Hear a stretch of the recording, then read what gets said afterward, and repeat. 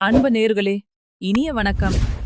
கன்னிராசிக்கார அன்பு நேர்களுக்கு நம்ம இன்னைக்கு இந்த வீடியோ பதிவுக்கு முழுமையா போறதுக்கு முன்னாடி முருகரை மனதார புரிஞ்சுகிட்டு வணங்கிட்டு அந்த அருளை பெற்றுக்கிட்டு வீடியோ பதிவுக்குள்ள போகலாமே.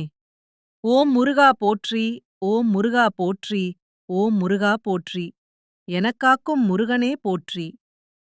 நல்லதே நடக்கும், நல்லது மட்டும்தான் நடக்கும். அப்படி நம்ம அனைவருக்கும் நல்லது நடக்கட்டும். நம்மளோட கன்னிராசிக்கார அன்பு நேர்கள் பயங்கரமா புத்திசாலியா இருக்காங்க.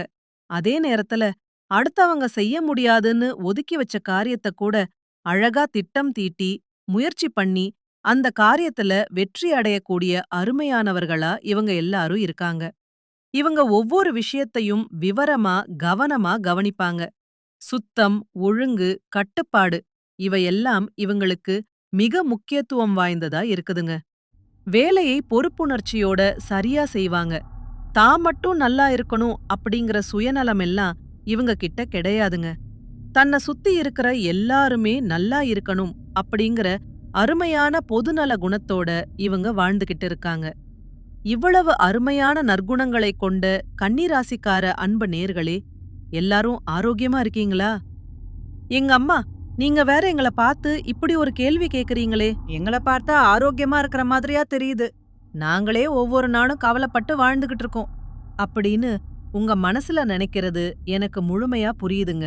அன்பு கன்னிராசிக்கார நேயர்களே, உங்க வாழ்க்கையில இருக்கக்கூடிய இந்த துன்பமான சூழ்நிலை இனி வரக்கூடிய காலங்கள்ல காலல் நீரா மறையப் போகுது.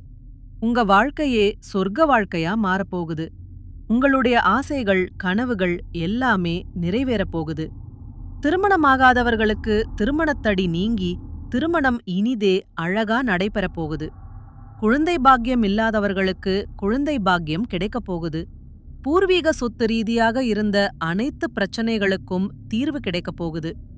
உங்களுக்கு வரவேண்டிய பூர்வீக சொத்து உங்க கையில வந்து சேரப்போகுதுங்க. உங்க வாழ்க்கையே அருமையான வாழ்க்கையாக மாறப்போகுதுங்க. உங்க கையில செல்வாக்கு உயரப் போகுதுங்க. புதுசா நிலை வாங்க போறீங்க, வீடு வாங்க போறீங்க, நகையெல்லாம் வாங்க போறீங்க. உங்க வாழ்க்கை அருமையா, ஆரோக்கியமா இருக்க போகுதுங்க. இந்த உலகத்துல யாருங்க கோடீஸ்வரன்? கோடி கோடியா பணம் வச்சிருக்கிறவங்களா? பிடிச்ச உணவுகள சாப்பிடுறவங்களா? பிடிச்ச உறவுகள் கிட்ட பேசுறவங்களா? இதுல யாருமே கோடீஸ்வர கிடையாதுங்க. யார் ஒருத்தவங்க நோய் நொடி இல்லாம, மனக்கவலை இல்லாம, நிம்மதியா தூங்குறாங்களோ, அவங்கதாங்க இந்த உலகத்திலேயே சிறந்த கோடீஸ்வரன். அப்பேற்பட்ட கோடீஸ்வரன் ஆகக்கூடிய யோகம் உங்களுக்கு இந்த மாதம் அமைஞ்சிருக்குதுங்க.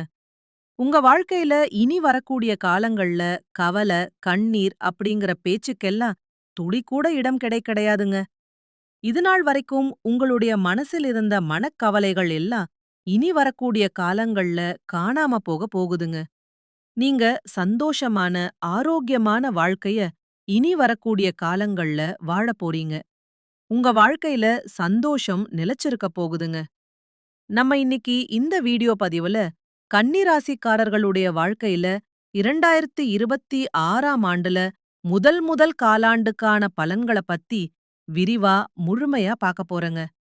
குறிப்பா ஜனவரி, பிப்ரவரி, மார்ச் மாதங்கள்ல என்ன நடக்கும், எதுல கவனம் செலுத்த வேண்டும், எதை தவிர்க்க வேண்டும் அப்படிங்கறத பத்தி விரிவா தெரிஞ்சுக்க போறேங்க.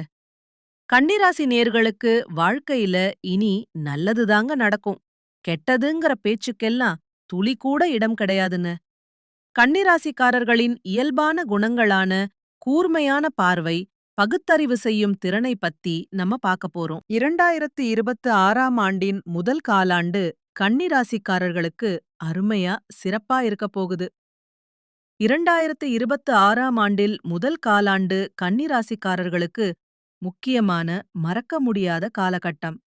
ஜனவரி 1ல இருந்து 7 வரைக்கும் சுகஸ்தானத்தில 7 கிரகங்கள் ஒரே நேரத்தில இணையறதுனால இது ஒரு முக்கியமான, அரிய வானியல் நிகழ்வு. பிப்ரவரி மாதம் எதிரிகளை அழிக்கும் யோகத்தை தருது.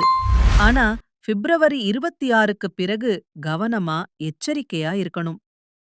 உத்திரம், அஸ்தம், சித்திரை நட்சத்திரக்காரர்களுக்கு இந்த காலகட்டத்தின் பலன்கள் நிச்சயமாக மாறுபடும். சரியா புரிஞ்சுக்கோங்க. ஜனவரி 1லிருந்து 7 வரைக்கும் 4ஆம் வீட்டில 7 கிரகங்கள் இணைவதால வீடு, தாய், வாகனம் தொடர்பான விஷயங்கள்ல கவனம் தேவை. வீட்டை புதுப்பிக்கிறது, சொத்து வாங்கறது தொடர்பான பேச்சுவார்த்தைகள் நடக்கலாம். ஜனவரி 7லிருந்து சுக்கிரன் 5ஆம் வீட்டில நுழையறதுனால காதல் அதிர்ஷ்டம் உண்டாகும். அழகான உறவுகள் வந்து சேரும். ஜனவரி 17லிருந்து உங்க வாழ்க்கையில் நல்லதெல்லாம் நடக்குங்க. பிப்ரவரி மாதம் போட்டி நிறைந்ததாக இருக்கும். அதை கண்டு நீங்க அச்சப்படக்கூடாது. தைரியமா இருங்க. புதன் பகவான் 6ஆம் வீட்டில ராகுவுடன் இணையறதுனால வேலைக்கான நேர்காலனுக்கு செல்றவங்களுக்கு நல்ல வேலை கிடைக்கும். பிப்ரவரி 13 அன்று சூரியனின் விபரீத ராஜயோகம் உருவாகுது. இது பிரச்சனைகளை ராஜாவாக்கும், வெற்றியா மாற்றும். பிப்ரவரி 23 அன்று அன்னைக்கு செவ்வாய் பகவான் 6ஆம் வீட்டில நுழையறதுனால எதிரிகள் ஒதுங்கி போவாங்க. ஆனா ஆரோக்கியத்துல கவனம் தேவை.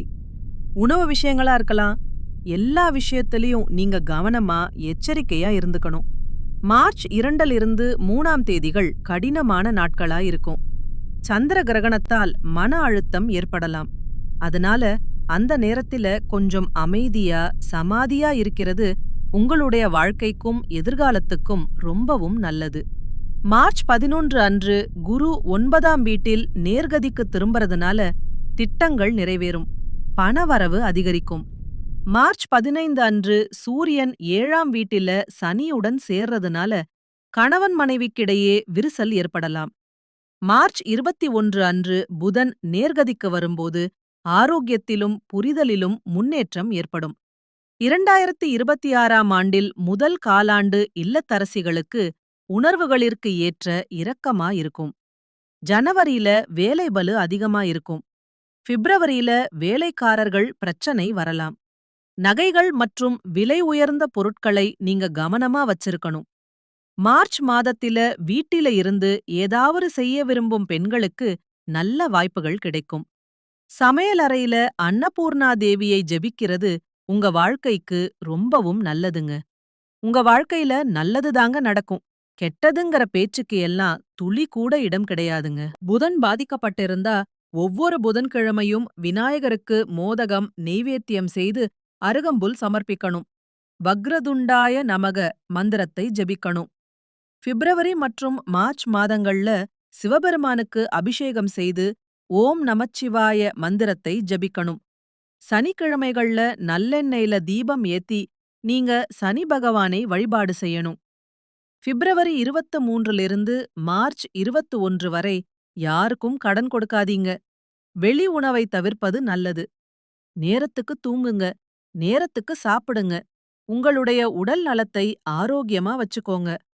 ஒருத்தன்கிட்ட பேசும்போதும் சரி, ஒருத்தன்கிட்ட ஒரு செயலை சொல்லும்போது சரி, ஒரு செயலை செய்யும்போதும் சரி, இத செய்யலாமா, இந்த சொல்லை சொல்லலாமா அப்படின்னு 1க்கு 2 முறை ஆலோசனை பண்ணிட்டு செயல்படுறது உங்களுக்கும் நல்லது, உங்களை சுத்தி இருக்கிறவங்களுக்கும் நல்லதுங்க.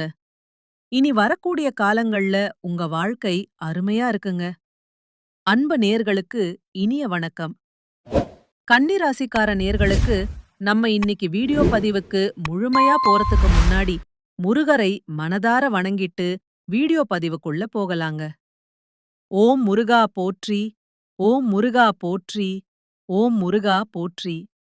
என்னை காக்கும் முருகனே போற்றி. நல்லதே நடக்கும். நல்லது மட்டும்தான் நடக்கும். நம்மளோட கன்னிராசிக்காரங்கள பொறுத்த வரைக்கும் இவங்க பயங்கரமான புத்திசாலியா இருக்காங்க. இவங்கள அவ்வளவு சீக்கிரமா யாராலையும் ஏமாத்த முடியாது. இவங்களுக்கு நிகர் இவங்களாதாங்க இருக்க முடியும். மங்க நினைச்சா மட்டும்தான் எதையும் இழக்கவும் முடியும், எதையும் பெறவும் முடியும். இவங்க எல்லார்கிட்டயும் ஈஸியா பழகக்கூடியவர்களா இருக்காங்க. இவங்கள பொறுத்த வரைக்கும் தாம் மட்டும் நல்லா இருக்கணும் அப்படிங்கிற சுயநலம் கிடையாதுங்க. தன்னை சுத்தி இருக்கிற எல்லாருமே நல்லா இருக்கணும் அப்படிங்கிற பொதுநல குணத்தோட இவங்க வாழ்ந்துகிட்டு இருக்காங்க.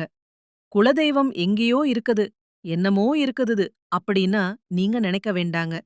நீங்க எங்க இருந்தாலும் ஒரு தீபம் ஏத்தி வச்சு அந்த தீப ஒளியில தெய்வங்கள் இருக்கறாங்க அப்படின்னு நினைச்சு வழிபாடு செய்யுங்க. குலதெய்வமே தெரியாவிட்டாலும் வீட்ல தீபம் ஏத்தி வச்சு ஏதாவது ஒரு நல்ல நாள்ல குலதெய்வத்தை நினைச்சு வழிபாடு செய்யுங்க.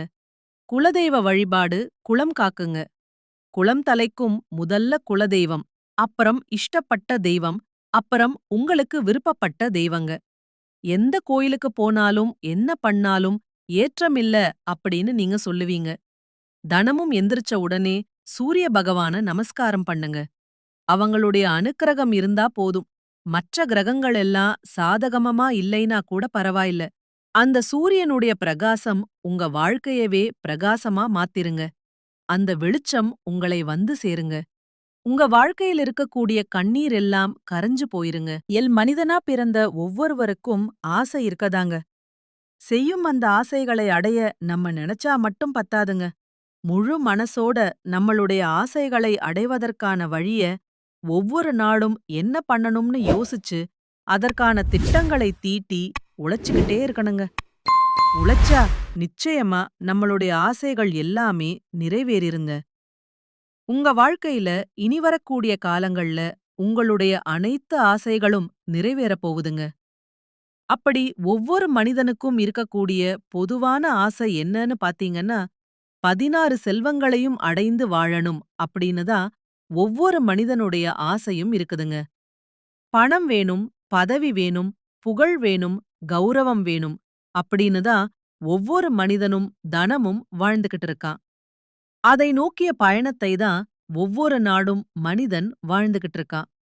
ஒவ்வொரு நாளையும் ரசிச்சு வாழ்றது கிடையாது எந்த ஒரு மனிதனும். போராட்டத்தில் தாங்க இந்த உலகத்துல ஒவ்வொரு மனிதனும் வாழ்க்கையை வாழ்ந்துட்டு இருக்காங்க. நல்லதே நடக்கும். நல்லது மட்டும்தான் நடக்கும். நன்றி, வணக்கம்.